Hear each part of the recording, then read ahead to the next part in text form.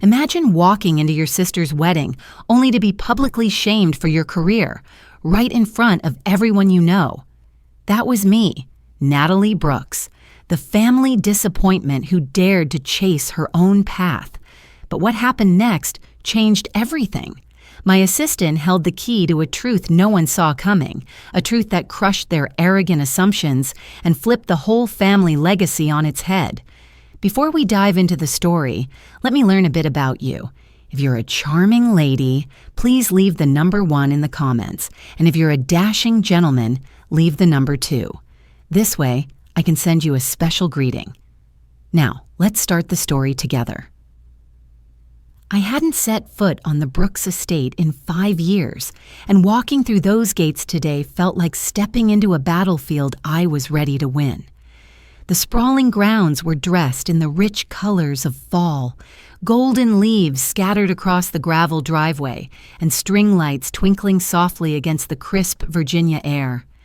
Distant laughter and soft music floated through the open windows of the estate, creating a warm atmosphere that sharply contrasted with the tension knotting my stomach. Back then, I was the family joke, the one dismissed as the quirky sister with a hobby selling vintage scarves online. Now, with Renee by my side, discreet, sharp, and utterly indispensable, I held all the cards. The power to change the narrative, to rewrite what my family thought they knew about me, rested quietly in my hands. As I stepped inside, dressed simply in a navy dress that hugged my frame with elegant understatement and wearing the heirloom watch that had belonged to my grandmother, I could feel the weight of eyes on me. Not the welcoming gaze of family, but the judgmental stares that had become all too familiar over the years. Whispers drifted through the room, thinly veiled snipes rapped in polite tones. "Still running that little side business, Natalie?" Derek's voice, smooth and smug, cut through the hum of conversation like a knife. I caught a glimpse of Lindsay, the bride and ever-favored sister, introducing me to the guests with a laugh that barely hid a hint of condescension. "This is my artsy sister who loves vintage scarves," she said, the words hanging heavy in the air. I smiled politely, accepting their digs silently, studying the room instead. Faces I once called family now looked through me, as if I were a stranger at a party where I no longer belonged. It was a feeling I had grown used to, but today it fueled something deeper, a quiet confidence that no one could see but me. Amid the crowd, Renee moved with the ease of someone who belonged to the background, wearing the discreet uniform of the waitstaff, balancing trays with practiced grace. She was my secret weapon, blending seamlessly into the environment, waiting for the right moment to reveal the truth no one here wanted to face. I was led to a small table tucked away from the main gathering, a deliberate exile that spoke volumes. The space was elegant but felt cold without the buzz of conversation. Sitting there, I pulled out my phone, the screen lighting up with an unopened notification from the court. Approval of the acquisition I had worked so hard to secure. It was a silent reminder that beneath their laughter and sneers, I was no longer the sister they thought they knew. Renee's message came through, simple and direct. Ready when you are. The game was about to begin. The same old family script played out before me, as predictable as the flicker of candlelight on the polished oak table. But this time, I was no longer just an understudy in their story. I was the author of a new chapter they hadn't seen coming. The grand dining hall buzzed with forced cheer.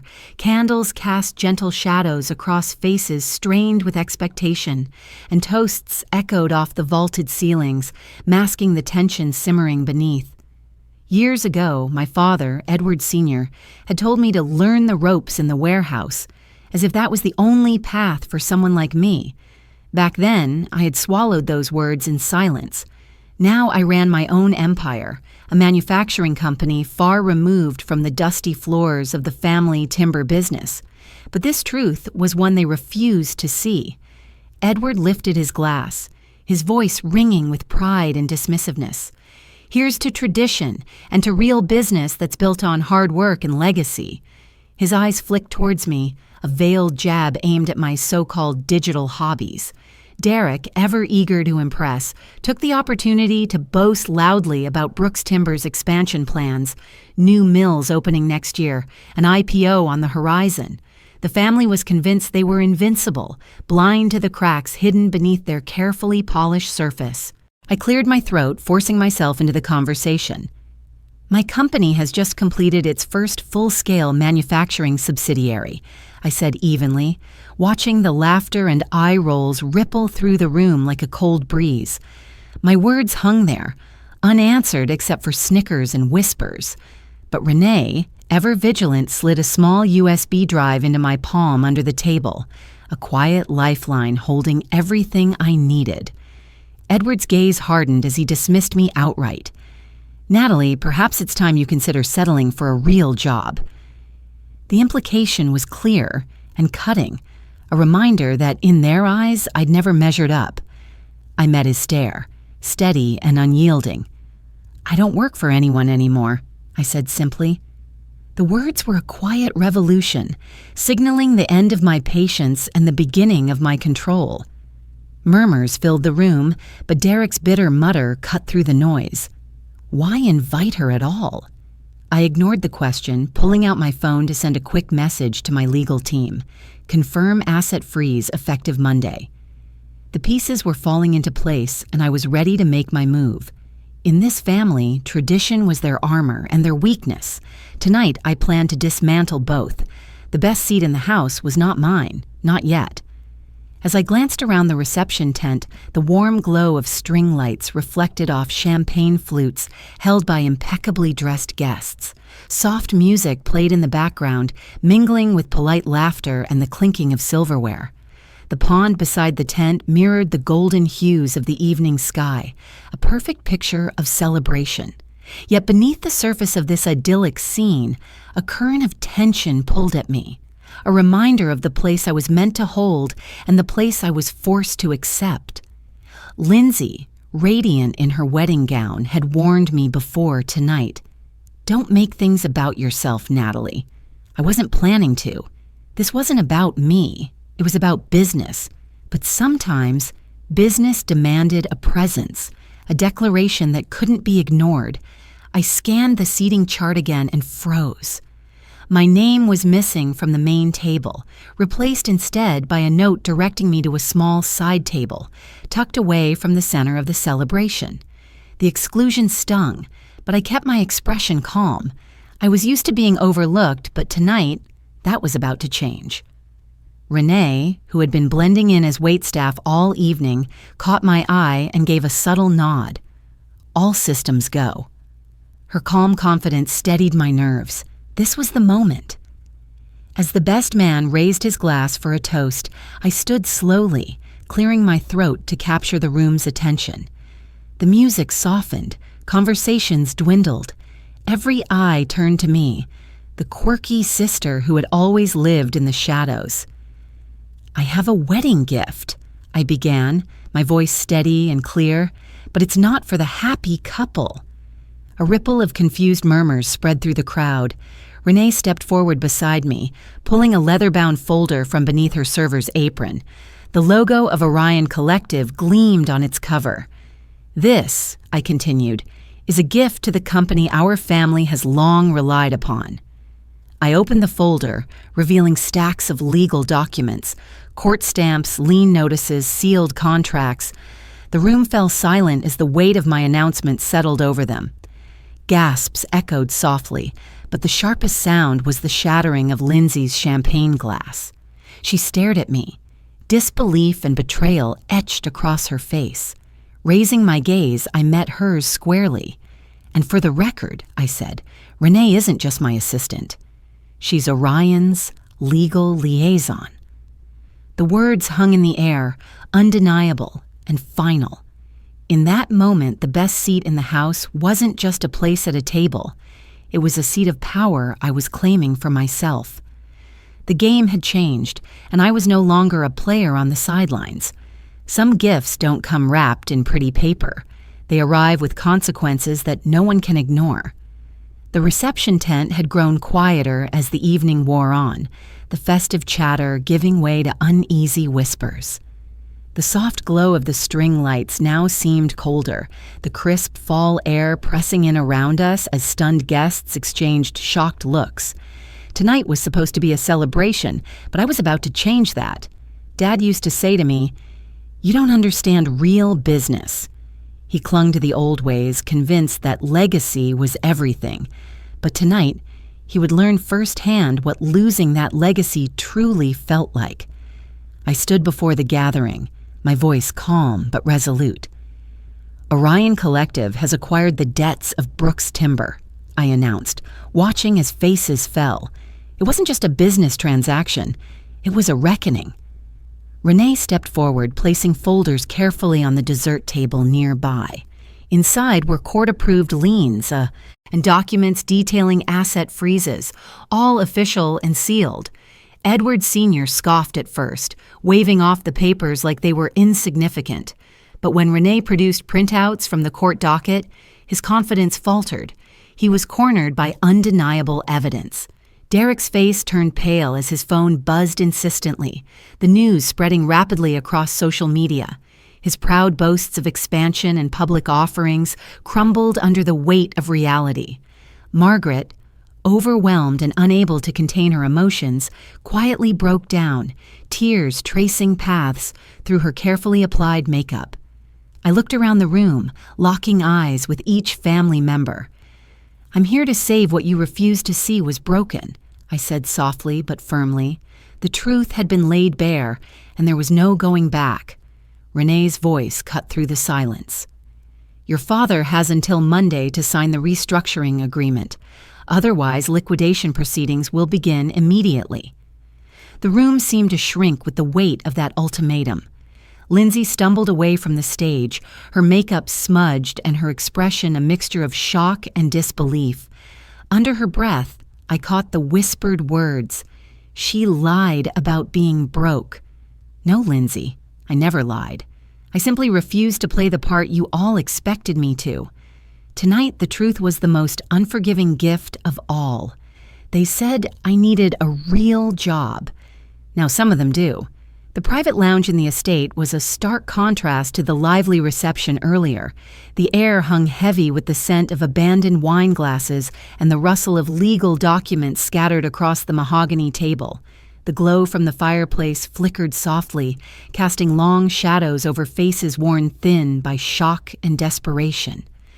I sat calmly, feeling the weight of years behind me, the weight of being dismissed, overlooked, and underestimated. Across from me, Edward Sr. sat rigid, his face tight with humiliation. Margaret's eyes glistened with unshed tears, her hands trembling as she reached for a glass she didn't quite lift. Derek and Lindsay looked desperate, two heirs who suddenly found their throne slipping beneath them. I cleared my throat and spoke steadily. "The restructuring plan is simple. Positions will be determined by merit and capability, not by bloodlines or tradition." Derek scoffed, leaning forward. "You can't just rewrite the rules overnight, Natalie. We've been running this company for decades." Lindsay's voice broke in, pleading. "Please, Natalie, think about family. Don't destroy what Dad built." I shook my head slowly. "Years ago, I submitted a proposal, one that was ignored. You laughed at digital transformation and dismissed my ideas as a fad." Edward's eyes narrowed. "You planned this from the start. You came back to sabotage us." I met his gaze without flinching. "No, Edward. You lost me first. When you shut the door on my ideas and my ambition, you wrote this story without me."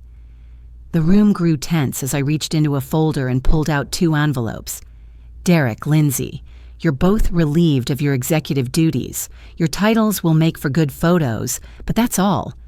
Renee stepped forward, sliding the envelopes across the table.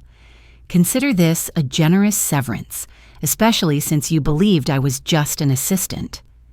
Outside, I could hear the murmurs of guests beginning to depart. The party was over, not just in celebration, but in the shifting power dynamics within the family. As I looked around the room, the silence spoke louder than words. Some lessons are learned too late, and some reigns come to an end quietly, leaving only echoes behind. Not every ending is loud, some are quiet and lasting. 1 week after the storm of revelations and decisions, I found myself in the calm sanctuary of my Manhattan office. The skyline stretched out before me, a vast mosaic of glass and light that mirrored the new chapter unfolding in my life. This space wasn't just a workplace. It was a testament to growth, freedom, and the possibilities that come with forging your own path. I sat back in my chair, the city's hum a gentle backdrop as Renee, my trusted partner, reviewed the final documents on her tablet. Together, we had closed the deal that transformed Brooks Timber into Orion Woodworks, a fresh start with a new name, but one that respected the roots of a legacy long ignored. With the deal finalized, I took a moment to send personalized thank you cards to each member of my family. The cards bore the new Orion logo, a subtle yet deliberate symbol of change. Inside, a brief note expressed my gratitude for the lessons they had taught me, some harsh, others invaluable. Just as I was setting the last envelope aside, an email notification popped up. A new acquisition offer from a prestigious European design firm. It was tempting, a chance to expand further into international markets. But I declined politely, telling Renee, "There's something better ahead." I glanced at a candid photo pinned on the wall, Renee and me at the reception, caught in a genuine moment of laughter and victory. That smile was a reminder that success wasn't always about loud declarations or dramatic showdowns. Sometimes it was about quiet resilience and steady progress. In the stillness, my thoughts echoed softly. They tried to break me. Instead, I built my own empire. It wasn't about proving them wrong anymore. It was about living my truth on my own terms. After all, you don't need their approval. You need your own blueprint. At the end of this journey, I realized that noise isn't always a sign of victory. Sometimes it's the quiet and steady persistence that holds the greatest strength. If we learn to listen to each other more and keep compassion alive during difficult moments, no matter where life takes us, love will always find its way back. If this story has touched you, I'd truly appreciate hearing your thoughts and experiences. Let's continue this journey together by sharing meaningful and honest stories.